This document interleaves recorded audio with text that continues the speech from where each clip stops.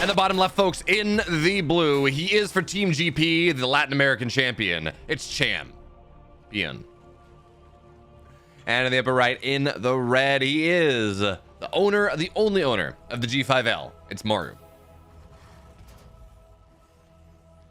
And you know, I'm somewhat sad that we're probably never gonna have. Well, I mean, we will probably, but get the point. We don't have Bjorn and Cham run into each other all that much, because then you can make jokes about him being a champion, regardless of who wins. Right? It's the champion matchup, Cham-Bjorn matchup. I promise it's funny. Although no one appears to be laughing. I promise it's actually a funny thing. Come on, guys, laugh. But inside and out, of course, will be map 1. And reminder. Wow, I just realized that I made the event for this and I made it at the normal time. Oops. Can you do me a favor and move the WTL event to 7?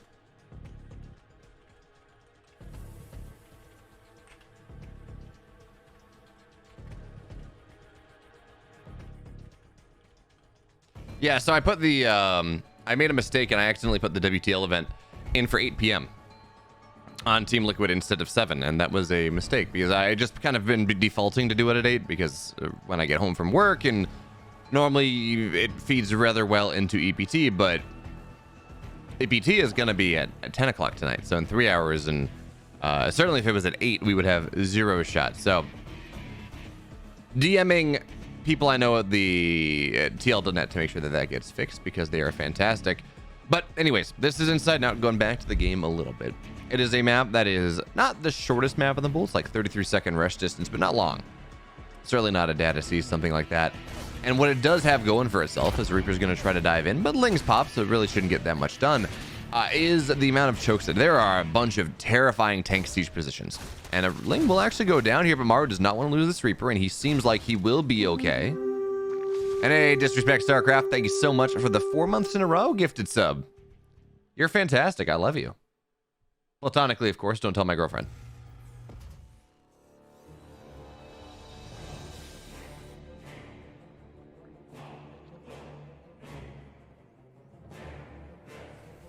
All right, there we go. And we got the event moved because it's not what you know, it's who you know. But anyway, what are we going to see out of Maru in this game number 1? He's not playing quite as turtly as there's going to be another Deadling.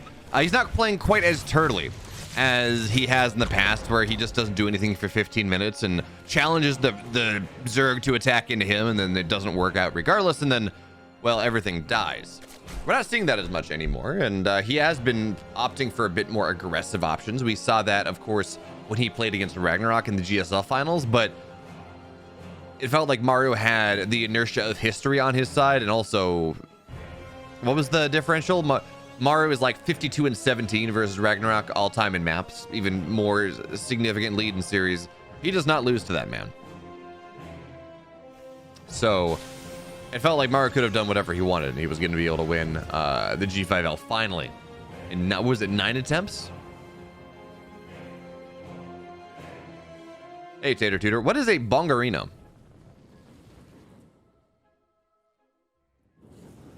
Did you bang the drum? Yeah, okay, it was 9. I couldn't remember whether it was 8 or 9. But anyway, so it's Italians on the map. We're going to have a Liberator on the way behind that. But this just means that Maru is not opting for quite as aggressive of an opening as he might otherwise go for, saving a little bit of gas to make sure he gets into the mid-game as appropriate. And this is 3CC play. Now, it's not Banshee. You don't have that safety and that level of drone pressure, but a Banshee plus Cloak is, again, more expensive than getting the Liberator. So it does mean Maru can get into his mid-game tech, get into his upgrades just a little bit faster in this game. But you talk about wanting to bang on the drum all day. What I want to bang on, wow, that sounds really awkward. If you've all been listening to the CS:GO major, the Brazilian crowd when Fury is playing, the drums and the horns and everything else, those are the drums I want to bang. That still sounds awkward. Anyways, Hellions, they're going to do a decent job of cleaning up creep for the most part. Maru, we haven't seen really too much pressure from his Liberator. It's really trying to get himself set up so he can swing in with maybe 2 at once, swinging from 3 attack vectors, but Queens and Spores are already there.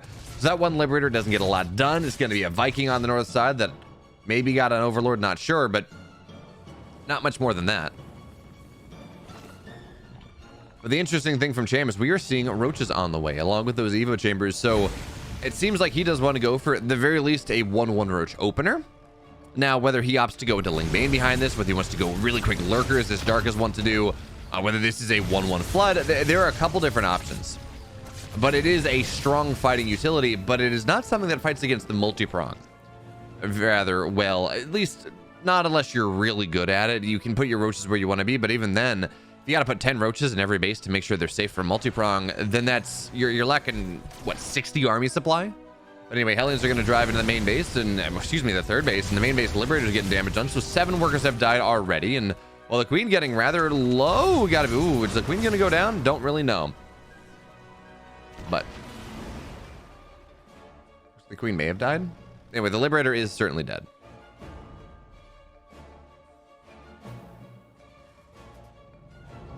I feel like it's one of those things, Disrespect, where you're playing against Maru, so you either play greedy and you die because Maru hits you with aggression, or you play safe so you don't die and then Maru kills you anyways. Like, how do you want your death to be? Do you want it hot? Do you want it cold? Do you want it served up on a silver platter? Do you want it down back behind the alley against a curb? I don't know. But like, you have your choices here. Is it via cyanide poisoning? Do you I don't know. Like, you have the choice, but at the end of the day, it is probably going to be a Maru victory here. As the Biostims in the main base, they're going to find a couple roaches, so if Maru was not aware that this was roach pressure, he certainly is aware of it now, but he's just winning the fight against the roaches. The roaches are supposed to keep you safe from this level of early game shenanigans, and yes, Maru loses about 8 of his Marines, 9 of his Marines, but he just got an equal amount of roaches, and the roaches are more expensive. They cost gas. You're not supposed to be losing them like that. And Cham and Maru maintaining equal army supply. Yes, 1-1 is just about done, but Maru's building Marauders now. He's got tanks on the way, second factory, because he really has a good understanding of what's happening right now. And while Cham's creep spread is good, it seems like Maru doesn't even want to let Cham to get on the other side of the map. He is moving out here, which is always a bit questionable into roach play. All right, because they're the ones that they want to hit with 1-1. They want to flood across the map and get into you, but Maru is just getting in against the roaches right now, stemming on top of everything, trading out very well indeed. In fact, Maru's ahead in army supply against a roach player. Hello, Rovis. The games were played this morning, but I am live.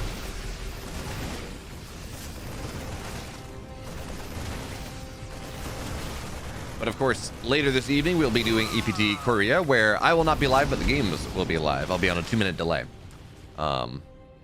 Unfortunately, very rarely is there a time when I can be live as in no delay, and the games can also be live.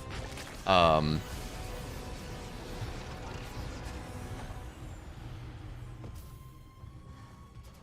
course, Rovis, I don't know what happened in these games. Why would I spoil things? It's more fun if I can enjoy what's happening with the rest of y'all. Okay, Biostim's in, and a lot of this creep spread is getting knocked down. Cham had a nice creep spread, but it does not matter now as the Bio's trying to get on top of the Ravagers. And Maru's gonna tap down every single freaking one. Microing on the left side as well, and he's gonna have to pick this up eventually, but he wins an entire flank. And again, the goal, you knock the Ravagers down. They're 100-100. They are the expensive ones. You gladly trade Marines for those. You gladly trade Marauders for those. Maybe not Medivacs, because realistically, if there are no Queens there, you probably shouldn't be losing any Medivacs, but we take it.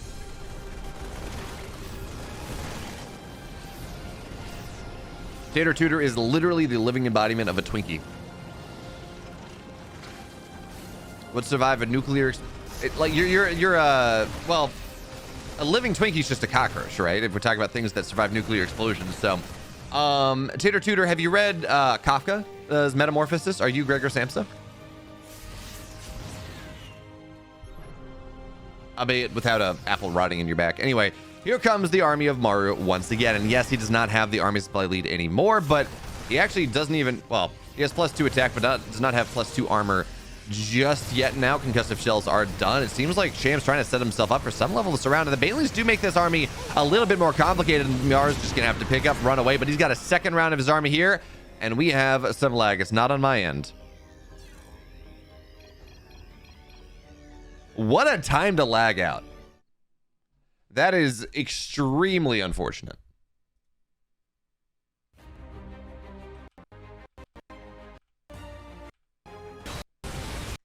All right, there we go. Oh, we get back into it and things are dying here. What is even happening? We got the concave. Seems like it's pretty good for Maru. And you're a little bit worried because, well, maybe Maru can't split away from things. And, well, if you're a Cham fan, you're not worried at all. That maybe makes you happy. But Maru establishes his concave. And at 163 plus supply, he's putting himself in a pretty fantastic spot. And by the way, this is even before his +2 armor's done. He pulled a Beyond. He kind of forgot that upgrade. But even still, I don't know how many Banelings are on the field right now. Looks like there are a couple. He does have to split back away from those.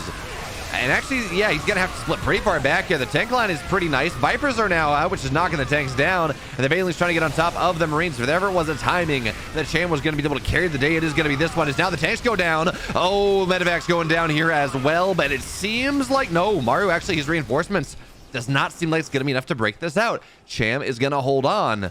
But he's creep spread. This position that Maru's been pushing through is so hard for Cham to be able to break the next time, and the next time, because there's no creep. And I don't know how many queens he has either. It's so hard for him to reestablish this position on the map.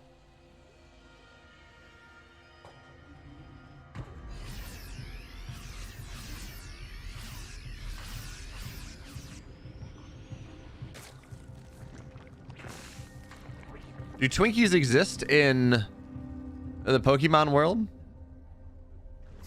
Or just Hostess in general? Because we're talking about, if you're talking about Ho-Ho is better than Twinkies, does Hostess even exist in the Pokemon universe? You're right, Ho-Ho's the Pokemon, right? As well as obviously a mass-processed treat. But okay, we do have Adrenal Glands on the way. As Cham opts into a fight here, but that's a significant concave. He's got to opt out of that fight very quickly indeed.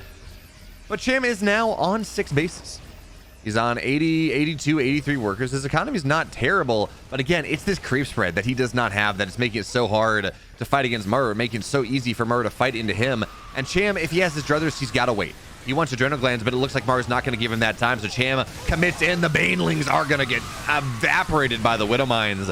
And Maru now just kiting off creep. This is where he wants to be. He doesn't want to be fighting on creep. He wants to kite back away and keep taking these positive trades. Now, a couple medevacs did fall, but again, this is a lot of Banelings falling. Concussive shells makes it almost impossible for them to run away, and scans get dropped once again. There is no creep spread here. I thought I saw we had an Ultra Cavern, I think just complete or maybe just getting started. Regardless, Ultras in this game with the Ghosts already out do not seem like they're really a nice thing whatsoever. But Ling's trying to find a surround, but Maru, he just clicks the backside. He kites his way right back on out of there. And it feels like Cham is, despite his economy being pretty good, is slowly getting traded out of this game. And yes, there we go. Okay. Ultra Cavern is done. Marauder or Ultra Kindness Plating is on the way, but Marauder count's decent. Ghosts are being made. This does not feel, certainly without any fungals, this does not feel like an army that's ever going to work out for Cham all that much.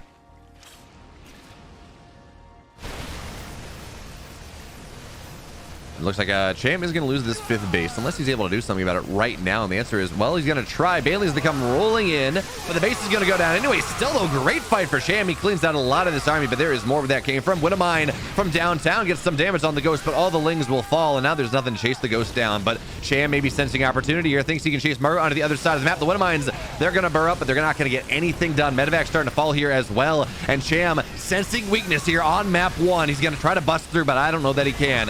Tanks, though, they're going to get knocked down very quickly indeed. Bailey's into the middle line, but the Ghosts on the concave are going to snipe pretty much everything down. Bailey's on the right side. They're going to do something as the Ghosts that kite backwards. And at the end of the day, Cham felt like he had an opportunity, and I don't necessarily disagree with him, but unfortunately, he's playing against Maru, and Cham only gets 6 drones at the end of things.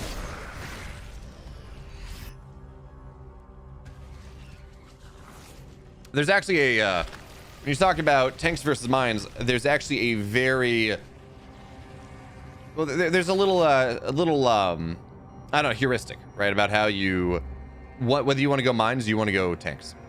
If your opponent is going roaches or hydras, you want tanks, or lurkers for that matter. If your opponent is going Mastling Bane or mutas, you want widow mines. Or if they're doing a kind of a hodgepodge like Cham is doing right now, or then if you're Maru, you get both.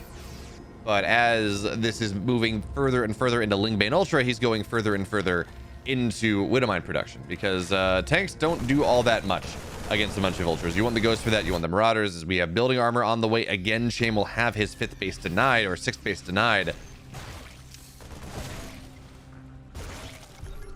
And Maru has every base. Maru's actually up a base on Cham at this point. Supply is also very good as well. EMPs blanket this army, so the Vipers are useless. Widow Mines, well, they're going to kill down a lot of these Lings, a lot of these. Oh, that's nice. There we go. A lot of the Banes, but those Banelings will find some juicy connections indeed. But even still, Cham, he's desperate to build an army right now. It's below what his opponent has. He's got all these Ultras that, realistically, unless he takes a perfect fight, are kind of dead weight. And Maru comes down to the bottom side once again. So Cham not opting to take the fight anymore. He's got a run by on the north side. Actually, yes, I don't even know if we can call this a run by. It's a bunch of ultras. He's going to hope and pray that he can trade a base for just all the economy of Maru, but I don't think that that's going to work out for him all that well. Trying to find some army on the retreat. Well, all the ghosts have been picked up. They're going to run away. And yes, Adrenal Gland Lings are nice, but they only have +2. And here come the rest of the ghosts here. Maru's going to be able to kite backwards pretty well indeed. And there we go. All the Banes are down. So here the ghosts, they can absolutely play ball. And that is going to do it. Cham had some opportunities, but Maru, he makes it happen. Ooh, that Onsyde hoodie's nice. Folks, now in the upper right in the blue, can he steal a map on Stargazers? It is Cham. And in the upper left in the red, folks, for Onsyde Gaming, it's Maru.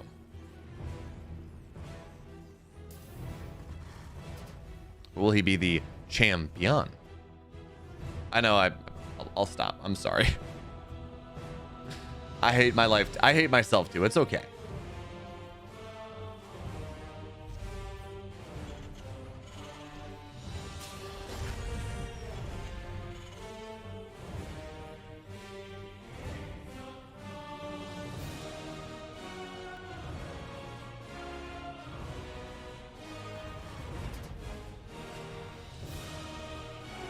Folks, never in my life am I sad that I'm casting. Hey, Nakamura. Never am I sad that I'm casting, but right now, with apparently Furia and Heroic going to overtime on Ancient, and like, I'm not a big CSGO guy. I don't really care about FPS games all that much, but with how insane that crowd has been, with all the storylines going, I mean, that is some must-see TV. For anyone who enjoys anything, honestly, you don't have to understand Counter-Strike at all to appreciate that.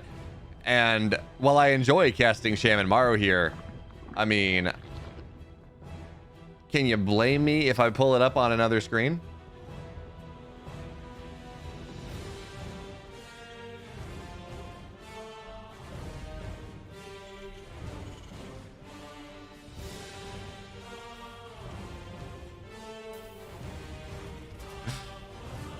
I understand nothing. It's fine. Okay, so where do we got in this game number 2? Maru game 1, 3 CC. Worked out very well for him. And I have the sense that we're going to be doing something similar in game number 2, because he's taking the forward base, which means that he will have access to that 3rd command center location, well, right around the same time. Blue Hair Critic, there is no delay. You can talk to me as I'm talking to you right now. I mean, maybe there's like 2 seconds or whatever the Twitch puts the delay in, but I've not put any delay on this broadcast, as the Ling will go down. That's gonna be a dead. No, it's not. Nice last second save there coming in from Cham, and the Reaper's gonna go down. You gladly trade a Reaper for a Ling.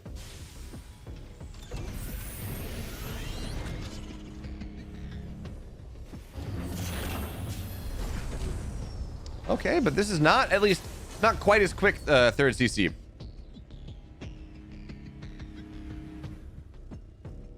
Blue Hair Critic, 0-minute delay means there's no delay. Fine, I will update I will update things just for you, but you know, 0 is 0. No delay. There we go.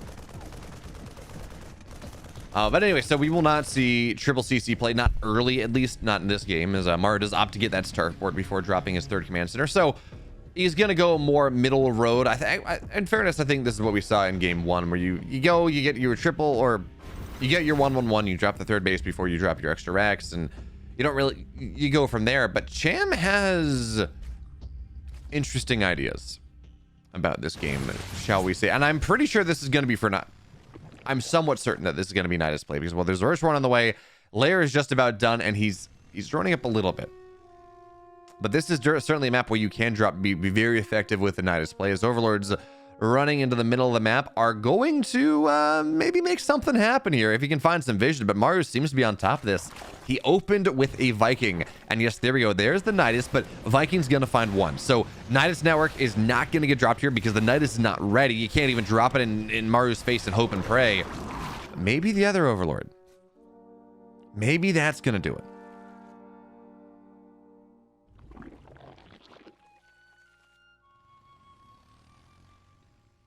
Well, Blue Hair Critic, that should be good. It's to prevent people from asking whether there's a delay or not, but it's not super successful. Well, it's also because the default is a 2-minute delay. So if that's what people are going to be assuming, then you put something in to say, oh, this is out of the ordinary. But anyways, there's the Nidus going down. Cham is able to sneak it in. And let's see if he's going to be able to make this thing happen.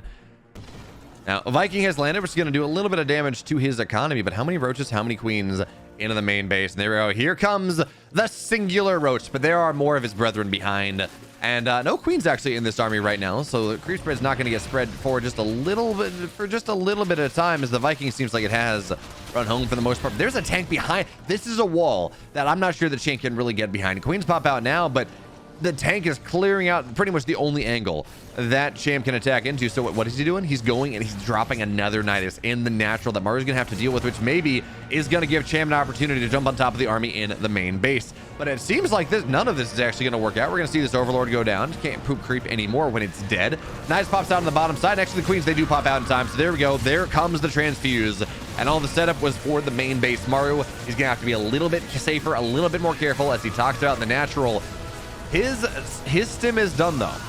That is the big deal here. Combat shields are in the way as the Lings. They filter right through into a meat grinder, and the tank now is going to be able to get sieged up. So here come the Marines. They're going to knock 2 Nidus down. But back out of the main base, they will go. Cham, he's got another attack vector here. 10 workers have already fallen.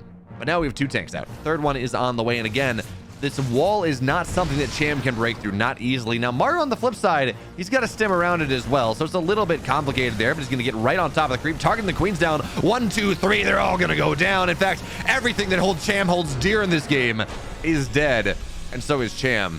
Game 1, game 2, they both go a similar way. One's a little bit faster, though, and Maru takes the games that we expected. Onsyde, up 2. In the bottom left, folks, excuse me, upper left, on Stargazers in the blue for Team GP. Trying to get a little bit of revenge, maybe. He's Prince. And in the upper right, in the red, the Sun Ascendant. It's Solar. Hey, 6'9" Devin, the dude. I haven't seen you for a while. Where you been? Hope you're doing well.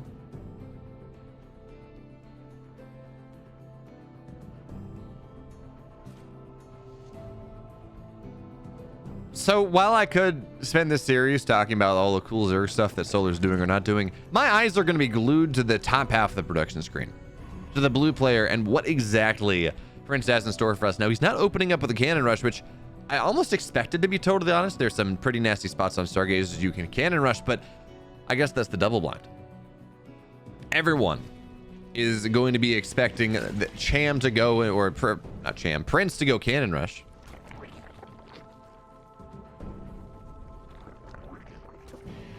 My eyes are, in fact, not glued to CSGO. This is my broadcast screen. My camera's here, and you all over here. So if I'm looking at chat, if I'm looking at what I'm actually casting, if I'm looking at you all.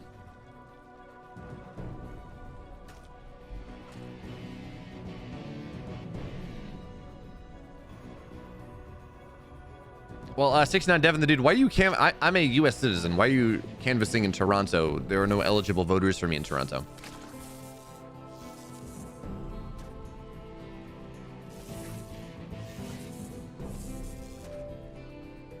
Or are you you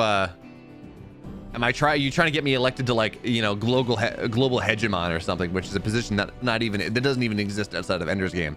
But anyways, we don't have anything weird coming out of Prince. Honestly, a little bit surprising. I expected madness, but just because there's no madness now doesn't mean that there is no madness then. Well, 69 Devin, then, dude, if you want to get some buzz going, you should get some buzz going about Stormgate Nexus, which is a project I've spun up with Grumpage, who may or may not be here. I don't know. But it is a Stormgate news and opinion site that we've been working fairly hard on and been getting some decent traction on it. Certainly, I know the devs at least read it, which is pretty cool. Because at least, or I know their community manager reads it at the very least, and he puts whatever he thinks is relevant to the devs, I'm going to assume. But Stargate is going to be the name of the game for Prince here in this game number 1. And Nakamura RTS, by the way, I know you work in RTS dev space.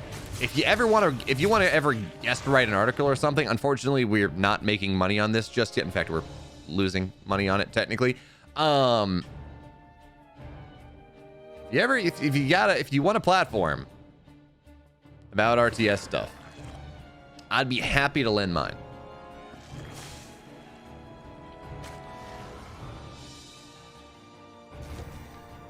Anyway, so Void Ray is going to be coming out from Prince at this point. Interesting. We have started to see a little bit more Void Ray play as of late by Hero, by who was it yesterday? Oh. Jeez, who did I cast yesterday? I don't even know. Help.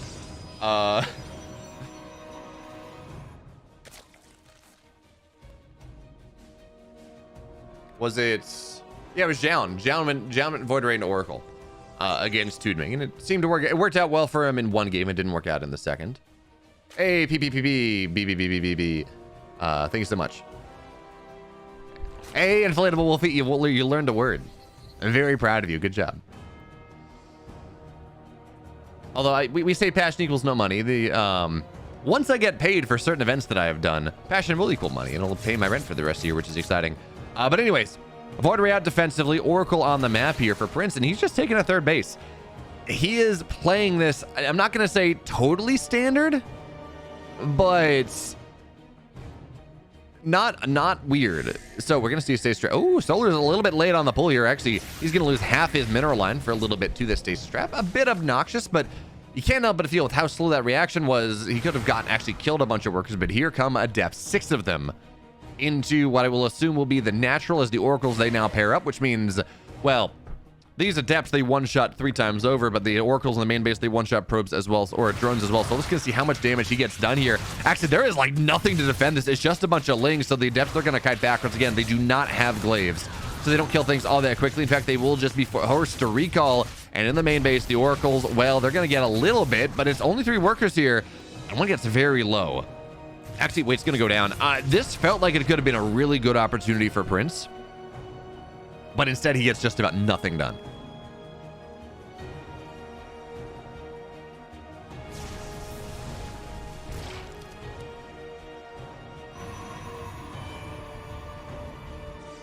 Devin, no offense to you, but clearly that is Steadfast Deny. Yeah, you have my Discord, Nakamura. I would love, I don't know, Blue Hair Critic, because this is we actually don't get into games. I don't get the replays. This is a clean feed that they archive from their broadcasting studio in, I want to say Hong Kong? Shanghai. Want to say Shanghai is where their broadcast studio is. But anyway, Prince is just macroing up a storm here behind this. He's got 7 gateways on the way, dropping the Templar Archives, charge +1, and it's just a ground-pounding army. Now, this is something that we've started to see Protoss players do a little bit, and, you know, go for hero style almost. And again, there's no blink, and there's a robo, so we can't say that, but go for this ground tempo, and then actually just sit at home, let the Zerg attack into them. The Zerg feels like they have to build units because, well, it can be scary on the pressure, and then you take your 4th base. Actually, this is maybe even a little slow. You just build this powerful army, and if the Protoss doesn't really have a lot of pressure on them, they can build a very powerful army that is difficult for the Zerg to deal with. It's kind of this interesting playing into the idea of the Valencia meta and playing counter to it.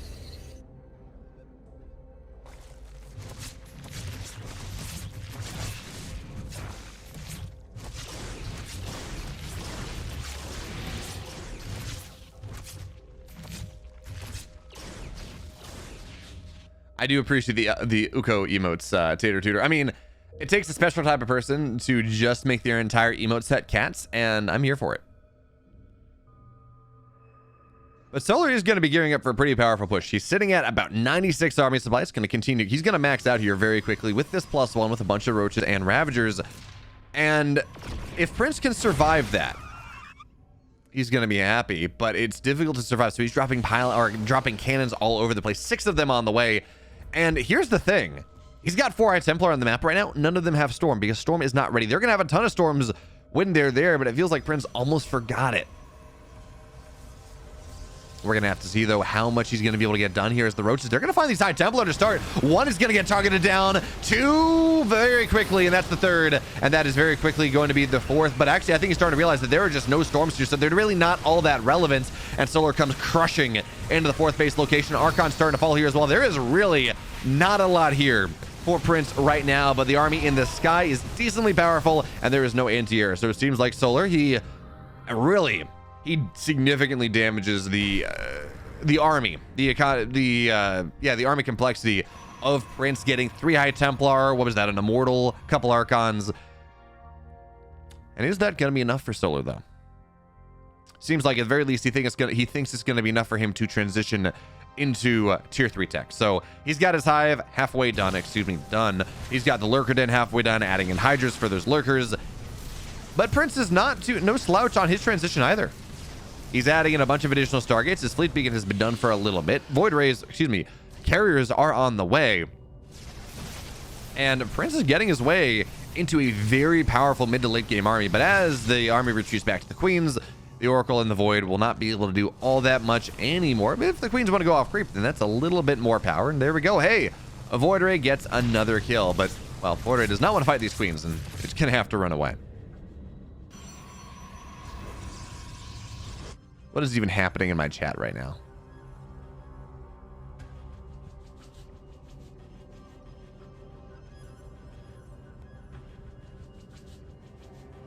Now, Disrespect, I have a question for you. Do you have a lull Terran emote too?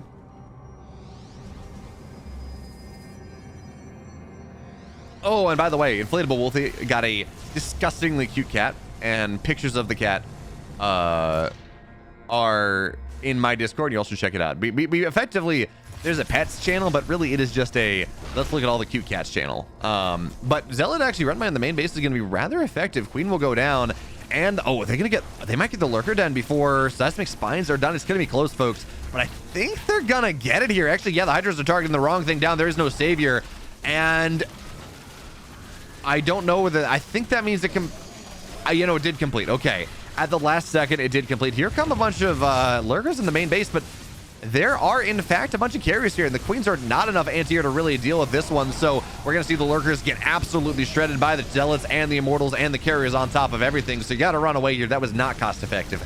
Trading minerals for gas, yeah, you take that one as Prince, absolutely. But there's a big army now at the front, and not the entirety of it cannot go and properly rotate quickly enough. But it seems like Solar wants to back the hell up, go again, because he cannot build any lurkers. He can't do it. Oh no, I mean, Disrespect. I choose to believe that it's not because you only have 2 emote slots. I choose to believe that it is because you're a filthy Terran and just and your emotes need to balance one against the other 2 races, but Terran is literally perfect and cannot be balanced one against whatsoever. Has no problems, but here comes the pressure from Prince. He's got Charlottes on the bottom side that were distracting Solar just a little bit. Now that's like 7 or 8 storms here with this army that have not done anything whatsoever this game. They've just been lying in wait, maybe lulling his opponent to a false sense of security, but there we go. Stormy weather on the right side of the map, and they are making this army so very weak. There still needs to be more where that came from. +3 is just on the way. It's not there yet. Only +1 air attack for these carriers, but Prince senses opportunity, and we're going to start to see these spores go down. Storms get dropped on the lurkers and the queens, and meanwhile the zealots in the main base, they're forcing a lot of roaches on the top side, which means this army is not all that powerful. It's a bunch of hydras, it's a couple queens, but this army with the storms and the archons, well, the hydras will melt if the storms do connect. So here comes that army. Bile, though, will force the army of Prince back just a little bit. And a storm tags barely kills the queen.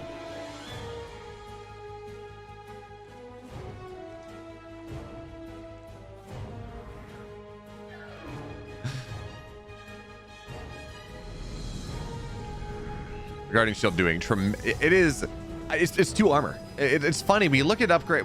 I feel like simultaneously when someone looks at StarCraft, you kind of look, wow, that's a lot of archons getting more. This is 5 archons on the way.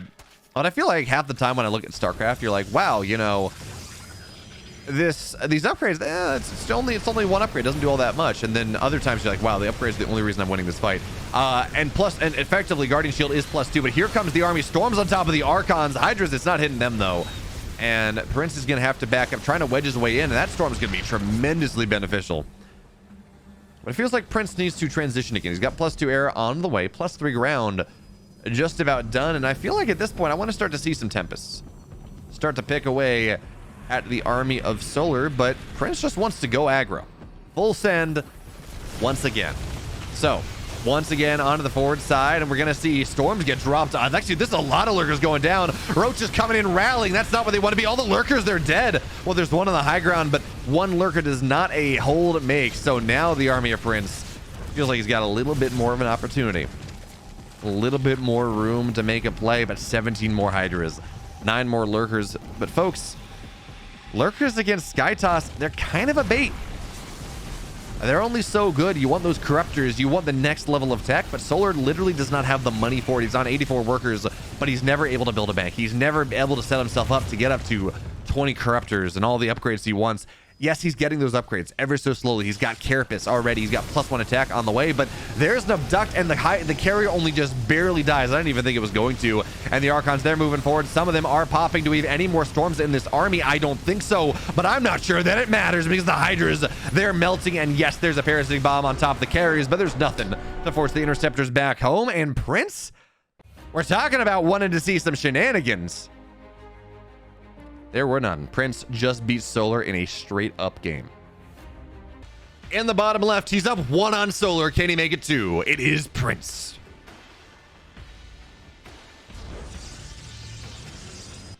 In the upper right, in the red, for Onsyde, the sun, it's Solar.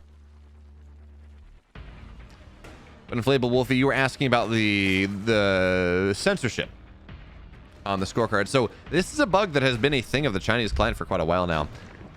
And effectively what happens is NetEase is the Chinese distributor of StarCraft 2, really of all Blizzard products. And their web address is www.163.com or something like that. So 163 is an official, I'm not going to say name for NetEase, but something that you would expect to be affiliated with their employees. So on the Chinese client, 163, and I believe 173 as well, I'm not sure exactly where 173 comes from, but similar idea, is censored. You cannot have that in your name. It just gets censored out because they don't want people impersonating actual employees of NetEase to try to scam people. But the unfortunate fact is that censorship, that blockout, whatever it is, that replacement also happens in the scoreboard. So it's implemented so it applies to every single string in the game, not just player names or player names and clan tags. It's a pretty funny one, like, not gonna lie.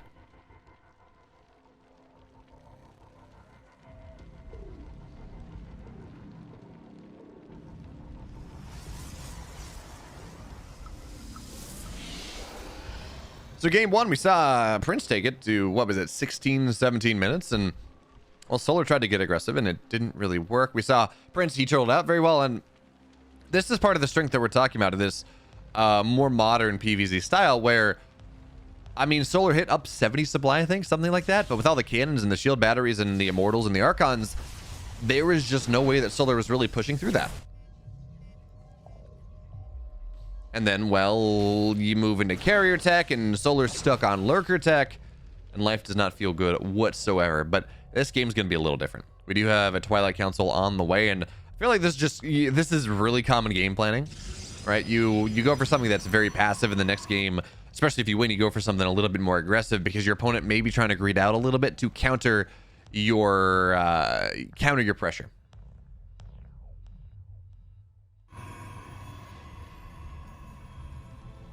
But what is Blue Hair Critic's food chemistry experiment?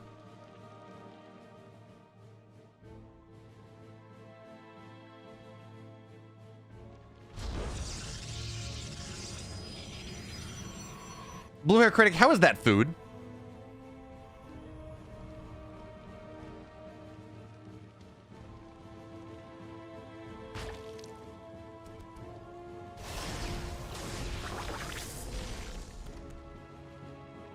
See, I am... Hey, Dan, how's it going? Welcome, everyone. This is, of course, map 4 here of Onsyde Gaming versus Team GP. And we have Prince actually took a pretty fantastic game number 1.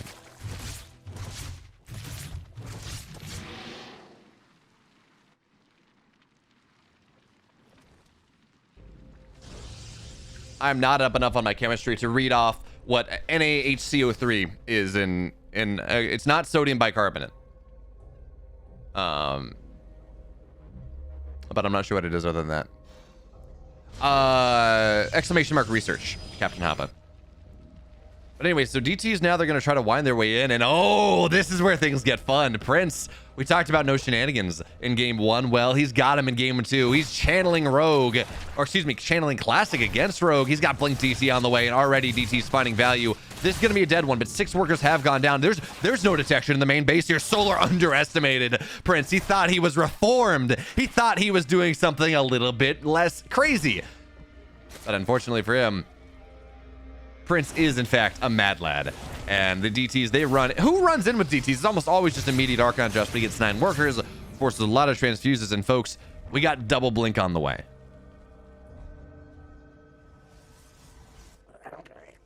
Wait, is... NaHCO3, is that bicarbonate?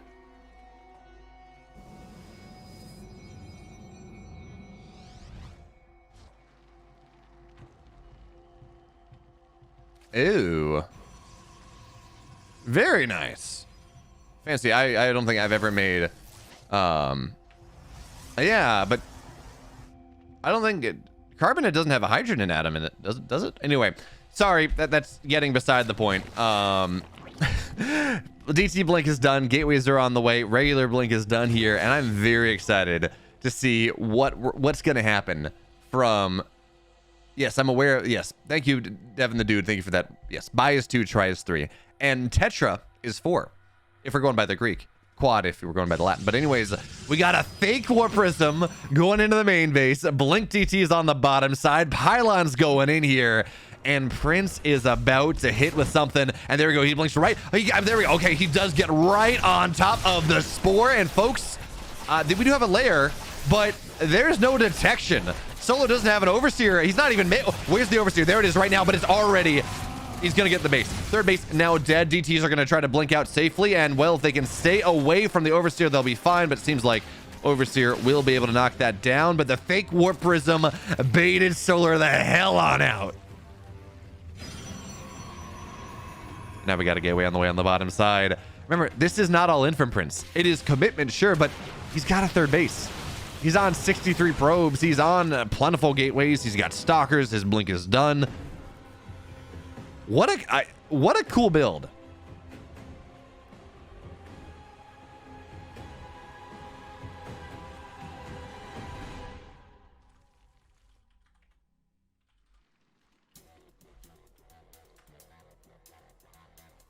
It is an HCO3. My bad. Yeah, no, Nakamura. Prince is ladder incarnate. Prince is like the worst parts of ladder, just distilled down into this purified form of sadness and woe if you're anyone but Prince. Or unless you're watching, then it's a lot of fun. Hey, Damon O'Camo, thank you so much for the tier 1. 26 months in a row. That's pretty fantastic. Now the stock is moving forward on top of this third base. That is still not back up. Once again, the bios are going to force Prince back. Actually, he's going to let him hit because he realized that he has more than enough here. But does he? He does. He's going to be able to blink on top maybe soon. We have a Ling drop in the main base as Solar tries to channel some of the madness. But if you try to go into the mud with Prince, he will beat you with experience. Wow. 2 workers have gone down, but it feels like this pressure is just really starting to knock down what Solar has, what he holds dear in this game. But for the moment, the Overlord drop is costing actually a lot of consternation from Prince. The Stalkers that are getting warped in are just, they're not really doing it. So 7 probes have gone down. Now a couple more Stalkers warp in. But I think at the front is the Telltale Heart beating away by Solar that he thinks he's going to be able to get something done. There we go. The rest of the Lings are dead. And it feels like this Telltale beating heart is starting to slow down. Solar now, some of these roaches, they're low. They're not able to do what they want. Every time they move forward, they continue to die. And every time they back up, well, it's the lair. It's the hatch that's under threat. So Solar now kind of stuck between a rock and a hard place. As Prince, he seems to understand that this is going to be his game. What a cool game coming in from the Prince of Madness himself. It's not over just yet, but it really does feel like all he's got to do is secure. In fact, he can blink on top of this army right now. He's not going to because he's being as safe as possible. But this is, again, definitely an army that he can just blink and kill. The drones are getting pulled at this point, and that should do it, folks. Prince has 2-0'd Solar, much like Maru 2-0'd Cham. And now it just remains to be seen, can Nightmare take a map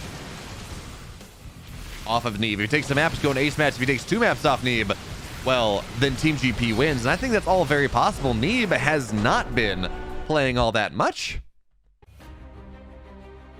In the upper right, folks, can he make the upset happen? Go on the tails of his opponent, I guess. He is Nightmare. And in the bottom left, in the red for Onsyde Gaming, the champion of North America, it's Neeb. This is true, Inflatable Wolfie, but I will be there. Steadfast will be there. Pig will be there. Cats will be there. Chicken Man's gonna be there, although so there will be 4 people who have at least been on the mainstream before. There, and then Spix will be there, and so they will have a stage host. At the very least. Yeah, you're right. No one cool blue hair critic.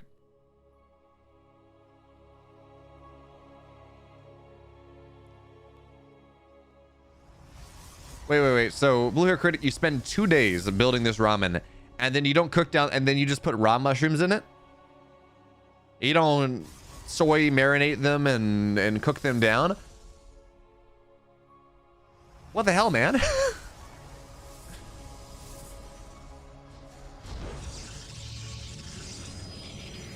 But okay.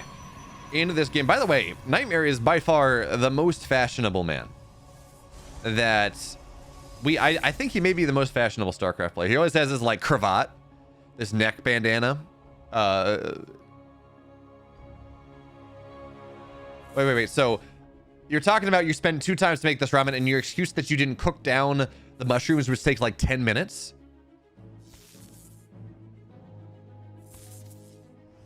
Did you have work to do? That doesn't track. Actually, I'm actually, so I'm really excited. I got this is an SM7B, right? I got a fancy new mic because someone was selling it on Craigslist for like $150 off list price. And I troll occasionally, but the problem is I can't really do comedic proximity effect anymore. It doesn't really exist. Not on this mic. I'm not, because it's a higher quality mic. Does this work? There we go. That doesn't track. Although that's more apparently putting my hands around that like that makes me sound like I'm a stormtrooper. But yeah, Inflatable Wolfie, that's really the big thing. The casters won't be able to ride crowd energy and vice versa nearly as much, and you won't hear it. You won't get that reverb in the caster mics, which is like my favorite. Honestly, my favorite thing of LANs is when you get the crowd reverb in the caster mics, and just adds to it. Although in fairness, DreamHack is it's not a stadium tournament, so you don't get that as much because you have all this other stuff happening at the same time.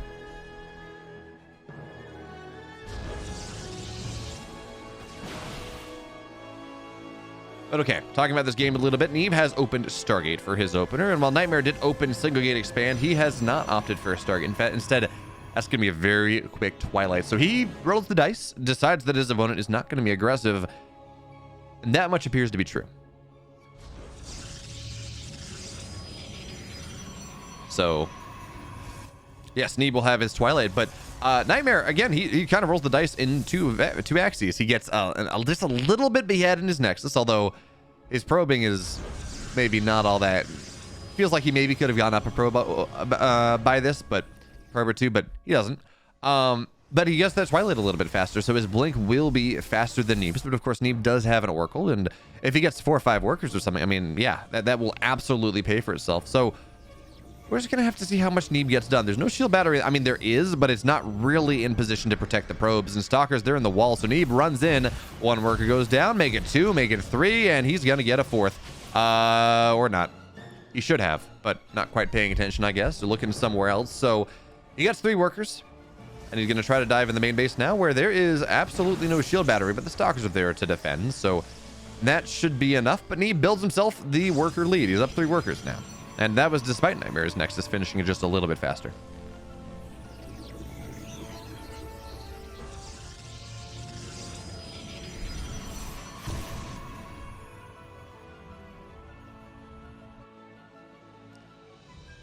Sponges are just, yes, sponges are in fact ugly mushrooms. Really, sponges are mushrooms in general, which is fun.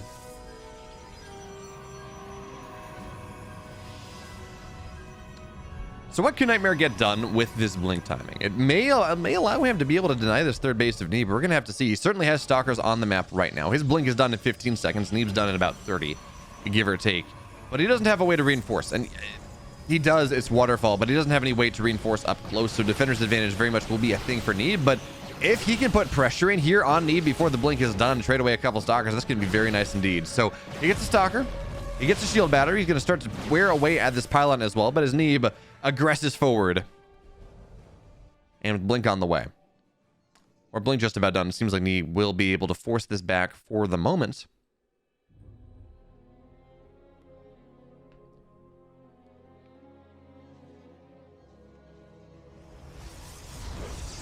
Excuse me.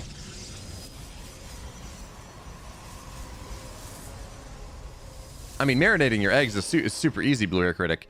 You just stick it with some rice wine vinegar and soy sauce after you soft boil your eggs, and just sit them in the in a container when on the day you made your broth. But again, that's your taste. If that's what you want to go for, that's fine. No judgment. Minimal judgment. But okay, now Neeb is actually going something a little bit further, though. He does have charge on the way, and his opponent does not. So this may mean that Nightmare wants to go into Disruptors just a little bit faster. We're going to have to see. But for right now, Neeb, thinking about blinking in the main base here, does not want to lose the Oracle. In fact, will not do so. Good blinks back there from Nightmare, so doesn't lose a Stalker for the moment. And, well, they're just tickling each other. They got their feathers out, and they're trying too hard not to giggle. But this does, of course, mean, as I was talking about, okay, what are the opportunities of Nightmare here? It means he does his Immortals faster. His Robo is just a little bit faster, but Stalkers find their way into the main base. And there are some tasteless and Artosis pylons right here. That's one pylon that is not going to even... There we go. Doesn't get targeted down. His Neeb now trying to run away. Gets a couple works, though, and, I mean, it's something. He's maintaining this 4-worker lead. But now he's starting to add Immortals of his own. His charge is just about done here. But it feels like at this point, we're going to have to wait for the 4th base, as neither player really seems to be interested in putting aggression on their opponent's 3rd base, or seems to believe that they can. So 4th base on the way for both Neeb and Nightmare. But look at the way they're expanding.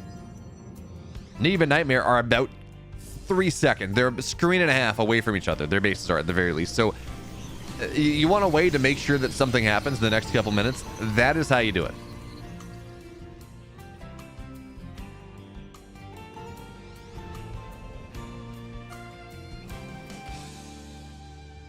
Let's see what Neeb's going to be able to get done here, because he does have charges. +1 is done in 3 seconds. It's going to be ready for this next engagement, but his Immortals are not with his army just yet. And Nightmare, he has just as much, but again, his upgrades, very much slower. So it seems like he may just opt.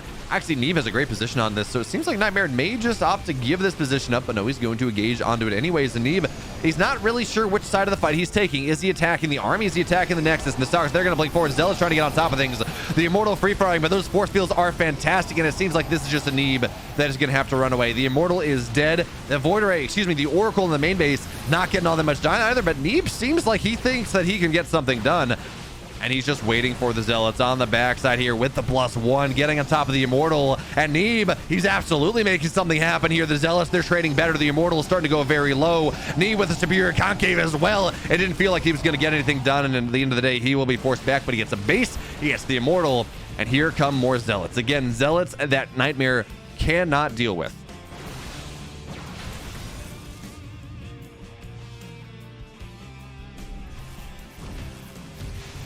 So Oracle into the main base once again. This time it's getting a little bit more. 3-4 workers will fall, and it forces a warp in as well. So Neeb now, he's only on 120 supply, but his opponent's on 85, and he has 4 bases.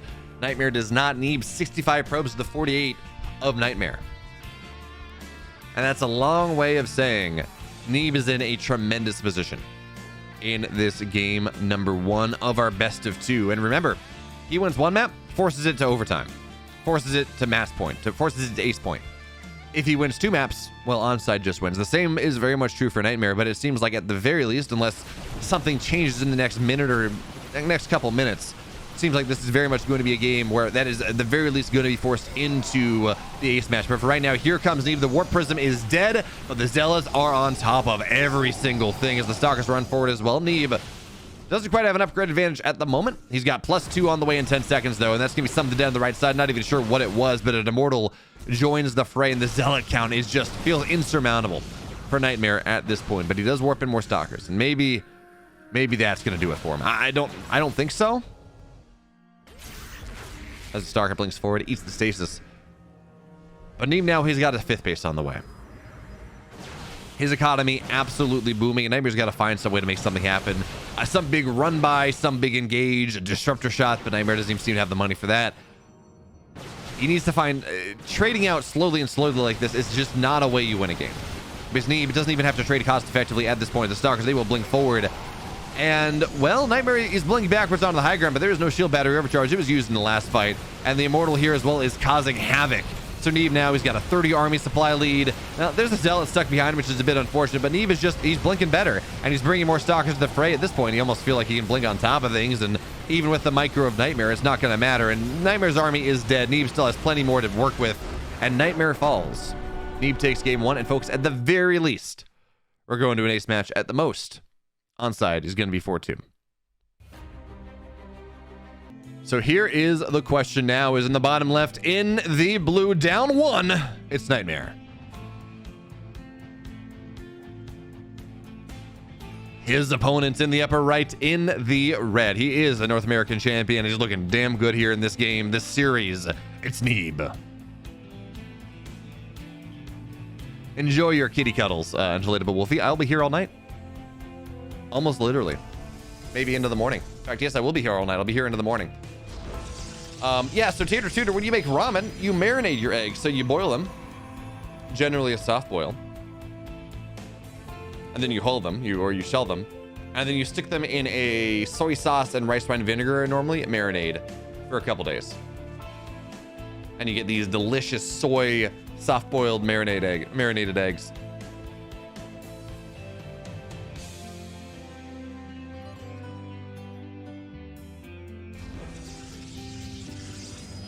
It is a most excellent thing. In game 2, we do have Neeb and Nightmare mirroring themselves for the most part. Right? Single gate expand on the low ground, but Neeb still... Oh, Nightmare. He stole a gas from Neeb, which does shut down Neeb's opportunities. It means he will most likely not be able to go for Stargate. I wouldn't be surprised to see Neeb drop a second gateway rather early here just to keep himself safe, but he should actually get the scout off. He's going to get the probe in the main base. There is nothing here. And actually, this is an interesting deviation from the standard setup where Max Pax has taught almost every Protoss player in the world that you need to build a Zealot out of your gateway, regardless of what's happening. Even if it's gate expand versus gate expand, you need to build the Zealot. because otherwise Max Packs or other Protoss player are going to run across the map with a Stalker or a Zealot, maybe some other stuff, and put a lot of problems. Caused a lot of problems against you. So you just got to get the Zealot to keep yourself safe. But it seems like Neeb and Nightmare are both aware that they don't necessarily need to do that.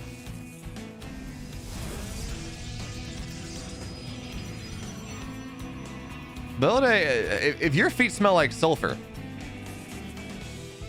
or if your feet smell like eggs, you might want to get your feet checked out, Tater Tutor. A good podiatrist is probably a worthy investment.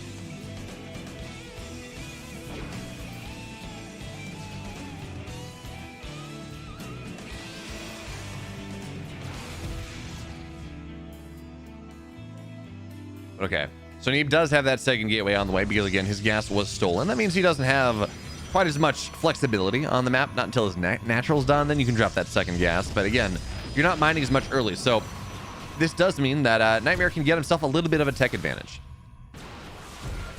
As this, this Depth is getting a lot of workers here. He's gonna get 4. No, he's not. He's gonna get still 3 probes though early on for really minimal gain, or really minimal investment, I should say. Really nice job there for Neeb, and he's got a second one on the way. But this time there's a Stalker and an Adept, so I don't expect to get that much done, but we're gonna have to see.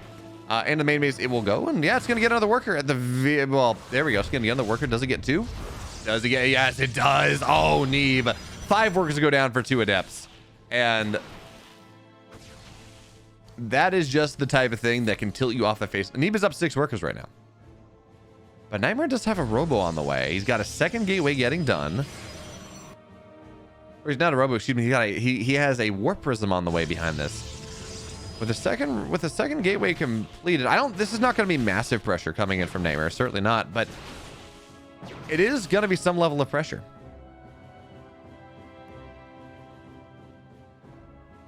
See, number MW1832, I don't like egg drop soup because I'm never sick. Magic. Well, I don't know. I play Zerg, so I gotta be a little sick in the head, I guess. But here comes the Warp Prism from Nightmare. You gotta figure, yeah, I was gonna say this is just gonna be for some Adepts. He's not even gonna bother to warp them in, but ferrying 2 Adepts into the main base, Neeb is just barely not gonna see this. The first thing he's gonna see is when the Adepts shade or run into his mineral line. So the trick is you run in, shade back, and it's almost unpunishable. The goal is just to not lose all that much.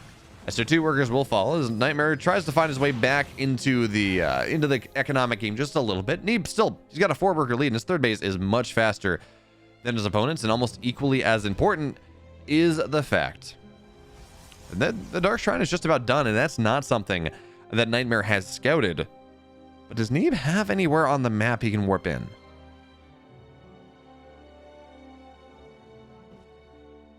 I don't think so. No, it's a slow warping though, so I don't know where exactly he's. Okay, there it is in the bottom middle. So yeah, he's gonna warp in 1 DT. Let's see how much damage it can get done. Of course, Nightmare does have an observer. Well, sorry, he has a Robo. No guarantee that he does have an observer. We're gonna have to see just how much damage these DTs do get done.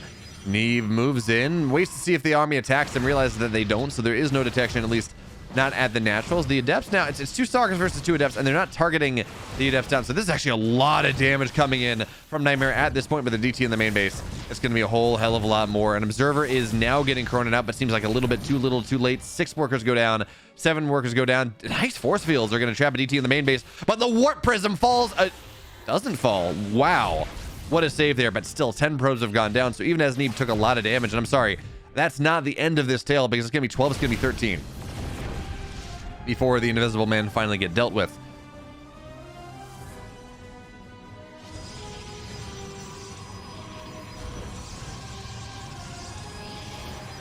But even still, the moment you think is good for Nightmare, he gets those Adepts in. He gets, what was that, 6 workers, 5-6 workers. Neeb just gets more. And as Blue Hair Critic says, the mining time lost as well is pretty significant. Neeb is woefully far ahead at this point, but Nightmare does have an army, and that it can never be understated. He's going to scout it. There's a 4th base as well, so Neeb, he understands that Neeb is going to be a little bit more split up here, trying to make sure this defense happens. So Neeb is going to be forced to make some difficult decisions. He does have a shield battery, by the way, in that 3rd base, so that is something he can defend with at the very least. The army tries to find their way onto the probe line. Force fields are just going to force the Zealots away from Nightmare's army, and the probes are having to get pulled here. 5 workers go down. This Warp Prism is so very low. Neeb targets it down, and now this army, if Neeb gets it, it's going to be very nice to Neeb, but 5 probes have gone down, 10 probes have gone down, but it seems like this is going to be enough. The Immortal now getting very low. Immortal from Neeb is also out here, and Nightmare will lose this entire army. The Force Field is going to try to keep Neeb at bay, but it's not going to work out. There we go. Charge is done as well. 11 probes fall, and Neeb still has the worker lead.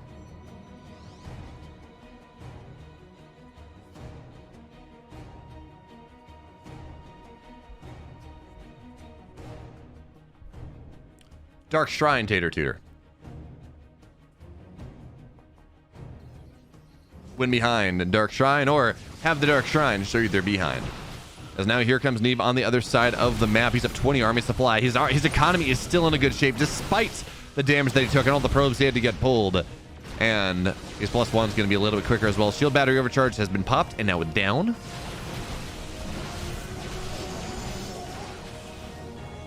But can Neeb break in? I don't think he has a Warp Prism. At least not with this army, not yet. So it doesn't really seem like he can get that much done, but he does have a positive vision here. He's got the Observer, so he can show up on the high ground, attack his units, well, attack his opponent's units when they might otherwise be hidden. And the Blink Micro here from Neeb, that's been something that we've been seeing this entire series as just, it really just feels like his Blink Micro has been better than Nightmare really throughout this entire series. So now the Immortal will fall, the Stalker's starting to fall, the Zealots, they join the fray, and again with +1, they're that much more powerful. With the pylon going down, there is no shield battery. Nothing to keep this army safe. And Nightmare puts his hand behind his head. He knows that he has been beat. And Onsyde Gaming will take the week. They survive a scare as Prince takes 2 maps from Solar, but at the end of the day, Neeb too good. As we see his dorm, whatever house he's living in. Nice red setup behind it. But yeah, there we go. Onsyde Gaming 4-2 over Team GP. But folks, I will be right back. Let me go use the restroom. When I'm back, it's going to be our second series of the day. It's going to be Team Liquid and the Cranky Ducklings. Is Vindicta on world-killing form? Right, that's the big question. Can Dolan do something that has not been done for a while? And that is win a game. Will we see Patty Mac take a game, take 2 games off Clem? Those are the questions we were looking at it for. Again, folks, I will be right back. And then we're going to be going into that second series. I'll run some ads while I'm gone. You're back.